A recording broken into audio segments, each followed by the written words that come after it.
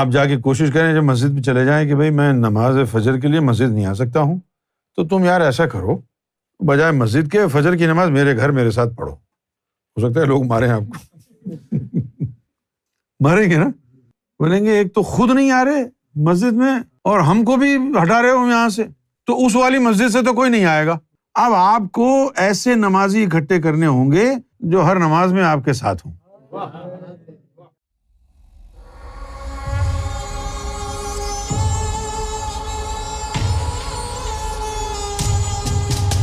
اگر آپ فجر باجماعت نہیں پڑھ سکتے ہیں تو اس کا مطلب ہے کہ آپ مسجد نہیں جا سکتے نا۔ ہو سکتا ہے کہ کوئی آپ کو مجبوری ہو کہ جس کی وجہ سے آپ مسجد نہیں جا سکتے، تو اب اس کا ایک ہی طریقہ ہے، اس کا طریقہ یہ ہے کہ نمازیوں کو گھر بلا لیں۔ کیسا؟ نمازیوں کو باجماعت پڑھیں۔ اب آپ سمجھیں گے یہ مذاق ہے؟ نہیں، بالکل۔ آپ جا کے کوشش کریں جب مسجد میں چلے جائیں کہ بھائی میں نماز فجر کے لیے مسجد نہیں آ سکتا ہوں، تو تم یار ایسا کرو، بجائے مسجد کے فجر کی نماز میرے گھر میرے ساتھ پڑھو۔ ہو سکتا ہے لوگ ماریں آپ کو ماریں گے نا، بولیں گے ایک تو خود نہیں آ رہے مسجد میں اور ہم کو بھی ہٹا رہے ہو یہاں سے، تو اس والی مسجد سے تو کوئی نہیں آئے گا۔ اب آپ کو ایسے نمازی اکٹھے کرنے ہوں گے جو ہر نماز میں آپ کے ساتھ ہوں۔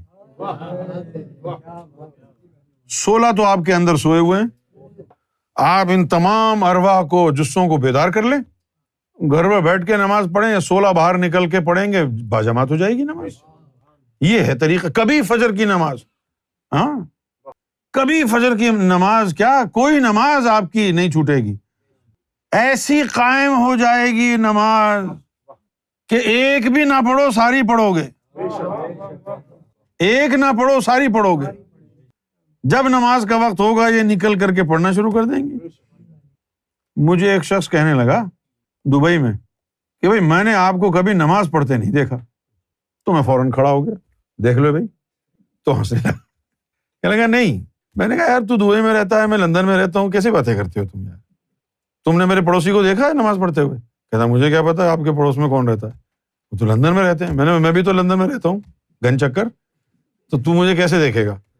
اگر مجھے دیکھنا اتنا آسان ہے تو میرے پڑوسی کو بھی دیکھ تو۔ کہتا نہیں وہ تو لندن میں رہتا ہے، تو میں کیا دبئی میں رہتا ہوں؟ تو پھر میں نے اس کو یہ کہا کہ ایک نماز ایسی ہوتی ہے کہ جو قضا نہیں ہوتی۔ قرآن مجید میں آیا ہے اقیم الصلاۃ۔ اقیم کا مطلب کیا ہے؟ قائم کرنا۔ اقیم کا مطلب جو قائم کرنا ہے یہ لے لیا گیا ہے، اس کا مطلب ہے اقام، کھڑا کرو، اس کا مطلب ہے اقامہ، یعنی سکونت اختیار کرو، کھڑے ہو جاؤ، یہ بھی اس کا معنی ہے، اور رہنا شروع کر دو، یہ بھی اس کا معنی ہے۔ جو آپ دبئی میں ویزا اپلائی کرتے ہیں لکھا آتا ہے ریزیڈنس، تو ریزیڈنس کو عربی میں کیا کہتے ہیں؟ اقامہ، یعنی رہنے کا، یعنی اجازت۔ تو ایک نماز ہوتی ہے مومن کی۔ مومن کی نماز کیا ہے کہ اس میں جو قلب ہے وہ اللہ کے نور سے بیدار ہو جاتا ہے، جو زبان اور جسم عمل کرتا ہے اس کے نور کو دل اکٹھا کر کے اللہ کے پاس بھیج دیتا ہے۔ یہ مومن کی نماز ہے، یہ اس کو کھڑے ہو کے پڑھنی ہے، یہ نماز حقیقت ہے۔ اور ایک نماز عشق ہے، سنو غور سے، ایک نماز عشق ہے۔ مومن کی نماز میں حضوری قلب ہے، اور عاشق کی نماز میں اس کو خود حاضر ہونا ہے ادھر۔ مومن کی نماز میں مومن کو نہیں جانا ادھر، اس کو قلب کی حاضری ہو گئی ادھر، بس ہوگی مومن کی نماز۔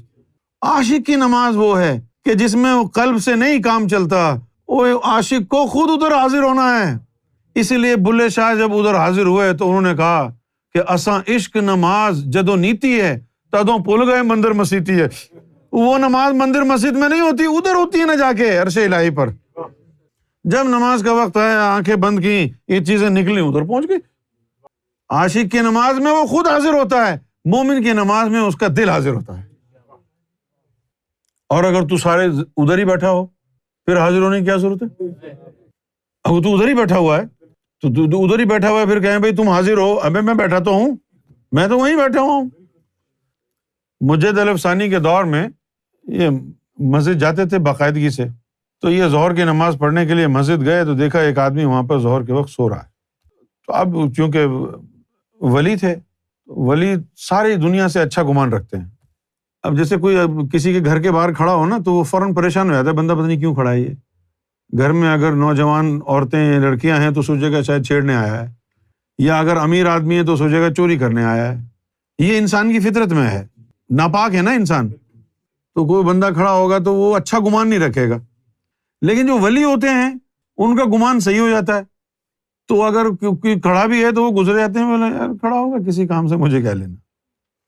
تو مجد صاحب نے دیکھا کہ وہ بندہ مسجد میں سو رہا ہے تو سوچا کہ نماز پڑھ کے سویا ہوگا، سونے دو، بلا وجہ تنگ کرنے کی کیا ضرورت. چلے گئے. پھر عصر کے وقت نماز پڑھنے آئے، دیکھا وہ تو سو رہا ہے. حیرت ہوئی. لیکن پھر انہوں نے حسن ظن سے کام لیا، کیونکہ ان کو تو ولیوں کو تو ہوتا ہے نا کہ بغض نہیں پالو کسی سے. تو انہوں نے یہ سوچا کہ شاید نماز پڑھ کے ہی سویا ہوگا. لیکن سرکار نے فرمایا کہ عصر سے مغرب کا جو دورانیہ تھا وہ مسجد میں گزارتے تھے. تو عصر کی نماز پڑھ کے وہ بیٹھ گئے جیسے روزانہ ان کا معمول تھا، اور وہ دیکھتے رہے کہ مغرب کا وقت ہو گیا ہے اور یہ تو بندہ سو رہا ہے. اب ان کو آ گیا غصہ، اب تو تصدیق ہو گئی نہیں کہ اس نے کہاں نمازیں پڑھی ہوں گی، 3 نمازوں سے تو سو رہا ہے. جب مغرب کا وقت آیا تو انہوں نے جو ہے اس کو اٹھا دیا کہ یا تو اٹھ کے نماز پڑھ یا جا مسجد سے. تو وہ جو بندہ تھا اس نے زور سے کھڑے ہو کے امام صاحب کو کہا کہ امام صاحب ٹھہر جاؤ ابھی. اس نے ظہر کی نماز کی نیت کی، ظہر کی نماز پڑھی، پھر عصر کی نماز کی نیت کی، عصر کی نماز پڑھی، دیکھے کہ سورج واپس آ گیا. پھر اس نے جو ہے نا مغرب کی نماز ان کے ساتھ پڑھی. اور بعد میں مجد صاحب کو کہنے لگا کہ آپ تو اہل نظر تھے، مجھے جگانے سے پہلے دیکھ لیتے، میں تو اسی کے پاس بیٹھا ہوا تھا جس کی تم نمازیں پڑھ رہے ہو. ایسے بھی لوگ ہوتے ہیں.